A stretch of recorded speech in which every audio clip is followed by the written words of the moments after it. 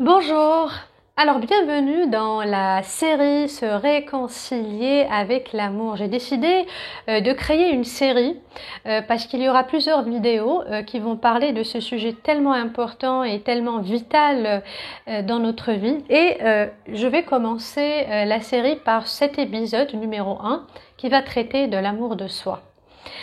Alors, qu'est-ce que c'est l'amour de soi et pourquoi c'est tellement important de commencer par là? Pourquoi c'est la première étape vers le cheminement, vers l'amour? C'est aussi simple qu'évident, c'est vital, c'est important de commencer par soi, c'est important d'apprendre à s'aimer parce que tout simplement, on nous a tellement conditionnés par rapport à cet aspect que nous avons oublié de commencer par nous, nous nous sommes oubliés carrément.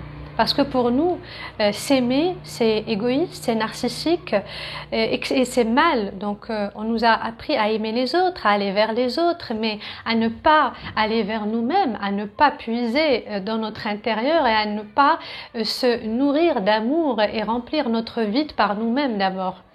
On dit bien en arabe et c'est pour ça que c'est très important de s'auto-aimer. Et si nous n'avons pas cet amour en nous, comment voulez-vous la donner aux autres? Si vous ne l'avez pas à l'intérieur de vous et que vous n'êtes pas rempli de cet amour, comment voulez-vous le partager avec les autres et le donner aux autres? D'ailleurs, lorsque vous le faites et que vous êtes vide à l'intérieur, ça ne marche pas parce que vous allez attendre des choses en retour. Vous allez le faire d'une manière conditionnelle, mais je parlerai de ça dans le deuxième épisode. Alors, on va casser le premier mythe, hein, on est d'accord? Si vous voulez continuer cette vidéo et aller jusqu'au bout et découvrir les 5 pratiques les plus simples et les plus bénéfiques à mon humble avis, cassez d'abord ce mythe de l'égoïsme et de l'égocentrisme. C'est faux. Ce n'est pas vrai. Au contraire, c'est tellement bénéfique et c'est tellement vital de commencer par vous, mes amis. Alors, sans plus tarder, je vais commencer par la pratique numéro 1 qui est très importante, c'est l'auto-jugement. Alors, on passe notre temps à se juger, à se dire des phrases méchantes, à être dur avec nous-mêmes, à nous critiquer, à nous diminuer. Et c'est même d'une manière, je vais vous dire, inconsciente. La majorité du temps, c'est d'une manière inconsciente. Pourquoi? Ça vient de plusieurs raisons. Ça peut être lié à l'enfance, ça peut être lié à des complexes, ça peut être lié à des échecs qu'on a eus dans notre vie et donc du coup on s'est dévalorisé et on passe notre temps à se le répéter. Donc c'est un discours interne qui se fait d'une manière automatique sans même qu'on soit conscient et d'une manière involontaire. Et qu'est-ce que ça fait? Ça fait qu'on ne s'aime pas assez. On n'est pas en train de nourrir cet amour, au contraire, on est en train de se détruire. Alors les jugements, il y en a plein. On se juge de ne pas être capable, on se juge par rapport à notre physique, on se juge par rapport à nos échecs, on se juge par rapport au regard des autres. Donc si les autres ne croient pas en nous, nous aussi on va pas croire en nous. Et d'ailleurs, je vais vous dire, c'est tellement naturel parce qu'on a aussi tendance à juger les autres. Donc, je suis pas en train de généraliser, bien entendu, mais c'est des constats sur lesquels on a tous grandi. Le jugement fait partie de l'être humain, que ça soit envers les autres ou que ça soit envers soi. Mais le plus dangereux, c'est quand c'est envers soi. Et d'ailleurs, ça va ensemble. On juge les autres, on se juge automatiquement. Alors, c'est la première pratique à faire, c'est de ne plus vous juger, mes amis. C'est très important. Arrêtez de vous détruire.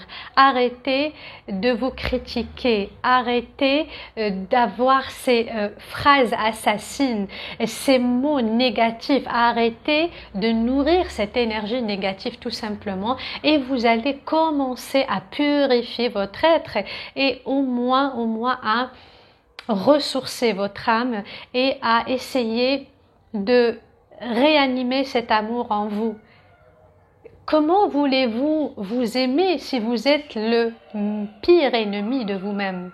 Et je pèse mes mots. Vous savez que le pire ennemi qu'on puisse avoir avant d'aller vers les autres, c'est nous-mêmes. C'est notre mental, c'est notre ego qui est là à nous dire mais non, tu n'es pas capable, mais tu as déjà échoué, tu as essayé, mais tu n'es pas prête encore, tu n'es pas à la hauteur, l'autre est meilleur que toi, tu n'as pas ses capacités, etc. Et j'en passe. Donc les exemples sont très nombreux. Première pratique, ne plus se juger. Faites juste ça, ne vous jugez plus. Si vous avez des pensées négatives qui remontent et des jugements, acceptez-les et transformez-les en pensées positives. Je suis nul, je suis capable. Je ne réussis rien, je réussis tout. Des exemples, bien sûr, vous allez les adapter à votre contexte. Alors, j'ai pris note justement pour ne pas oublier. Alors, deuxième pratique très importante qui est un peu en lien avec la première. Donc, la première, on va apprendre à ne plus se juger. On va apprendre à être gentil avec nous-mêmes. Voilà, c'est beaucoup plus de la gentillesse envers nous-mêmes, ok? La deuxième pratique, c'est mettre le focus sur vos qualités. D'accord? Prenez conscience de vos qualités, de vos talents, de vos forces. Et vous en avez. Et je suis sûre que vous avez beaucoup de potentiel et que vous avez réussi à relever des défis, vous avez réussi à aller de l'avant après des échecs, après des déceptions, même si c'est des petits détails que vous avez réussi, rappelez-vous de ça. Rappelez-vous de tout ce que vous avez fait dans votre passé pour arriver où vous en êtes aujourd'hui et soyez fiers de vous. Soyez fiers de tout ce que vous avez pu accomplir grâce à vos qualités, grâce à vos forces. Notez-les. Et c'est comme ça que vous allez réanimer cet amour en vous. C'est comme ça que vous allez reprendre confiance en vous. Parce que vous allez vous rappeler que vous êtes quelqu'un de bien, que vous êtes quelqu'un de courageux, que vous allez de l'avant, que vous vous relevez après vos défis. Et ça, c'est formidable et c'est magnifique, c'est une belle énergie. Et ça va vous aider à vous aimer, à vous accepter comme vous êtes et surtout à prendre conscience de la personne forte que vous êtes et du potentiel que vous avez. Ça, c'est la deuxième pratique. Alors, bien sûr, je parlais des forces et des qualités. Tout ce processus, toute cette pratique est là pour vous valoriser. Donc, quand on était en train de se juger, on était en train de se dévaloriser. Maintenant, on va se valoriser. Maintenant, on va nous accepter et nourrir tout ce qui est positif en nous pour l'amplifier justement et le mettre à notre avantage. Alors, troisième pratique, mes amis, et qui est une pratique très importante pour moi, elle est tellement subtile mais tellement profonde et qui fait toute la différence, on a tendance à l'ignorer, c'est d'accueillir et d'accepter sa zone d'ombre. On a tendance à refouler, à mettre de côté nos faiblesses, nos peurs, nos doutes, notre souffrance, parce que c'est pas bon, parce que ça nous rappelle qu'on n'est pas fort et donc du coup on refoule. Alors il y a des personnes qui refoulent, donc ils cachent cette partie sombre. Et il y a d'autres qui se focalisent que sur ça, donc que sur les faiblesses, les défauts, la tristesse. Les doutes, etc. Et donc, qu'est-ce qu'ils font? Ils vont amplifier cette énergie négative et donc ils vont se déconnecter complètement d'eux-mêmes. Et ça, je peux vous dire que ça ne va pas du tout vous aider à vous aimer. Alors, si vous voulez vous aimer, vous allez commencer par accepter cette partie vulnérable de vous-même. Parce que ça fait partie de nous, que vous le vouliez ou non. Nous sommes des êtres humains, donc nous avons nos faiblesses, nous avons nos défauts, nous avons nos limites, nous avons nos moments de doute et de tristesse et de remise en cause et de colère. Et tout ça, ça fait partie de nous. C'est ce qui fait notre charme. Sinon, on serait parfait et la perfection n'est pas de ce monde, mes amis.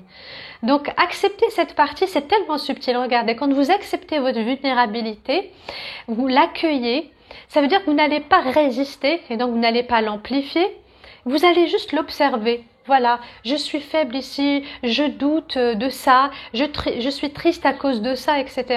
Et qu'est-ce que je fais? J'accepte parce que ça fait partie de moi. Et heureusement, ça prouve que je suis humaine et je vais l'accepter, mais je vais aller de l'avant parce que j'ai des forces, j'ai des qualités et parce que je m'aime et parce que je veux évoluer. Donc ça, c'est la troisième pratique. Accepter et accueillir tout ce qui est sombre, tout ce qui vous semble négatif de vous-même. Ce n'est pas un tort, au contraire, ça fait partie de vous. Et aussi, je voulais rajouter avant d'aller à la 4e pratique, sachez que vous faites de votre mieux. Sachez que vous avez toujours essayé de faire de votre mieux, mais que vous êtes tellement dur avec vous-même que des fois vous ne voyez pas tout ce que vous avez accompli jusqu'ici. Et parce que nous avons été encore une fois élevés, modelés, d'être toujours forts, d'aller toujours de l'avant, de voir que ce qui est que nos échecs, les voir et ne pas voir nos succès et ce que nous avons relevé comme défi. Donc tout ça, c'est des schémas. D'accord? Tout ça, c'est des clichés. C'est une manière subconsciente et on n'est pas vraiment conscient de ça. Mais une fois que vous êtes conscient de tout ça, vous pouvez complètement inverser la balance, inverser l'énergie et faire les choses en pleine conscience. Alors, la 4e pratique, et que j'aime beaucoup d'ailleurs, moi-même j'ai eu du mal à l'intégrer dans ma vie et surtout par rapport à l'amour de soi. Donc si vous voulez cultiver l'amour de soi, mes amis, soyez le meilleur ami de vous-même. Vous savez, le meilleur leader, le meilleur motivateur, le meilleur mentor qui peut vous aider à aller de l'avant, c'est vous-même. Avant même d'aller vers les autres, c'est vous, ça commence par vous. Comment le vivre? Dans le terrain, dans la réalité de tous les jours. Regardez-vous dans un miroir, par exemple, c'est un outil très puissant que je vous donne. Regardez-vous dans un miroir et parlez-vous. Parlez à l'autre personne qui est en face de vous et qui n'est rien que vous-même. Et encouragez-la.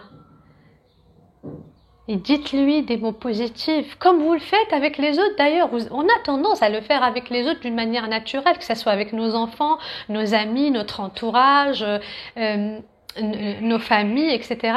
On les encourage d'une manière naturelle. Lorsque quelqu'un y fait quelque chose, on lui dit c'est magnifique, j'adore ton idée, j'adore ton projet, etc. Mais quand il s'agit de nous, si nous on a envie par exemple de faire un projet ou si on a une idée un peu différente, ben on est les premiers à se saboter, mais on est les premiers à se décourager, à se démotiver. Alors inversez les choses et soyez votre meilleur ami parce que tout simplement vous méritez de vous encourager. Sachez que ça démarre de l'intérieur. Si vous avez une intuition, si vous avez une voix intérieure qui vous dit quelque chose et vous doutez, encouragez-vous. Soyez le premier à vous booster vous-même. Et surtout, félicitez-vous pour tout ce que vous avez réussi jusqu'à présent. Ça rejoint en fait la pratique numéro 2. Où je parlais des qualités, je parlais des succès.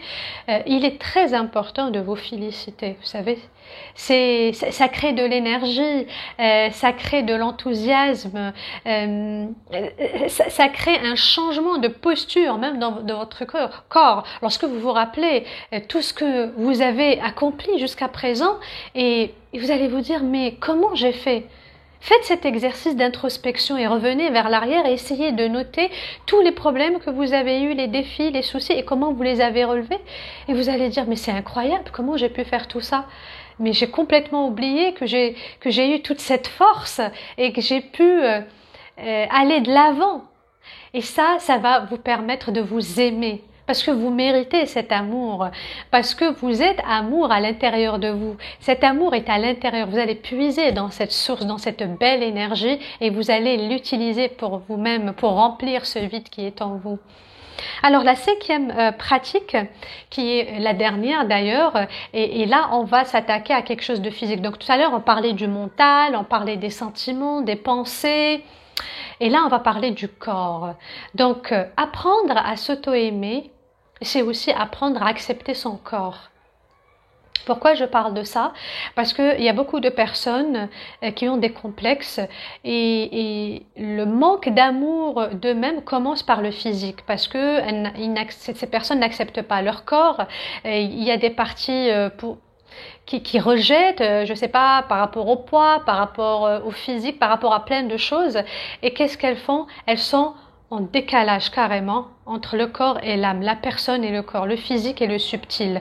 Et qu'est-ce qu'ils font? Ils créent un gap, ils créent un creux entre les deux. C'est ce qu'on dit en général et souvent on entend les gens dire je me sens mal dans ma peau. C'est un peu ça.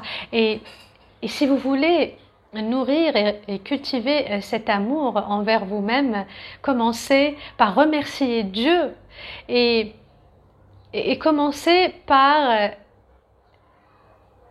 aussi remercier votre corps, donc être dans la gratitude envers Dieu de vous avoir donné ce corps qui est un véhicule pour vivre cette expérience humaine sur Terre. Vous savez que sans votre corps, vous n'aurez jamais pu vivre cette expérience. D'ailleurs, lorsqu'on meurt, le corps reste sur Terre et l'âme revient à Dieu.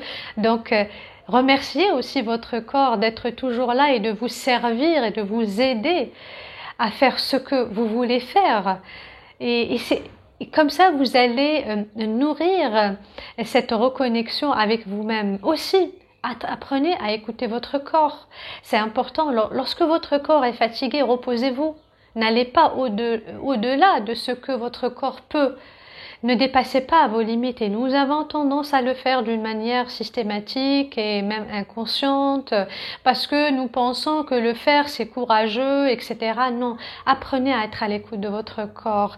Apprenez à prendre soin de votre corps aussi à travers des massages, à travers des relaxations, à travers la méditation. C'est très important de méditer pour laisser un peu votre corps se détendre, votre mental se calmer et prendre un temps pour soi. C'est une façon de prendre du temps pour soi. C'est une façon de devenir votre propre priorité. Vous savez, on a tendance, lorsqu'on ne s'aime pas d'ailleurs, de donner toujours le temps aux autres, de donner la priorité aux autres. Même si j'ai envie de me reposer, je le fais pas parce qu'il faut que je fasse quelque chose pour quelqu'un d'autre. Même si j'ai envie de méditer, de me relaxer, de prendre un petit moment pour aller marcher, ce qui va faire du bien à mon corps, ou faire du sport aussi pour me revitaliser. Je me laisse en dernier et je pense aux autres. Non, c'est faux mes amis. Et je vous conseille vivement d'être votre priorité. D'apprendre à dire non lorsqu'il le faut. Parce que c'est important pour vous. C'est vital pour vous. Vous devez apprendre à penser à vous. Si vous appelez ça de l'égoïsme, adviendra ce que pourra. On va l'appeler égoïsme, mais c'est important d'être à l'écoute de son corps, de prendre soin de son corps et de se donner du temps, même du silence. Vous n'avez pas envie de parler, prenez du temps, restez en silence, restez avec vous-même, essayez de sortir seul, de marcher seul, de rester seul pour vous reconnecter avec vous-même et vous aimer davantage. Parce que vous devez commencer par vous-même avant d'aller vers les autres. Voilà mes amis, là je viens de finir les 5 pratiques simples pour renouer avec l'amour de soi qui est une étape très très importante pour apprendre à se réconcilier avec l'amour en général, parce qu'il s'agit de nous, après il s'agit des autres, après il s'agit de l'univers. Donc je vais préparer 2 autres vidéos dans ce sens pour continuer ce cheminement. Alors si la vidéo vous aura plu, n'oubliez pas de liker, de vous abonner, de partager, de cliquer sur la cloche pour le 2e et le 3e épisode. Et surtout mes amis, n'oubliez pas de suivre ces pratiques à partir d'aujourd'hui et choisissez la pratique qui vous semble la plus urgente et commencez au moins par une pratique par jour et ensuite allez vers les autres pour voir les changements que vous allez opérer. Et je peux vous promettre que vous allez avoir des changements en vous parce que vous allez créer une belle énergie en vous. Et vous savez ce qui va se passer? Lorsque vous allez apprendre à vous aimer vous-même, vous allez vibrer l'amour, vous allez changer votre énergie et vous allez attirer l'amour à vous. C'est tellement magique, c'est un cercle vertueux et je vous promets que ça donnera des résultats magnifiques, croyez-moi. Alors sur ce, je vous remercie et je vous dis à très vite. Ciao!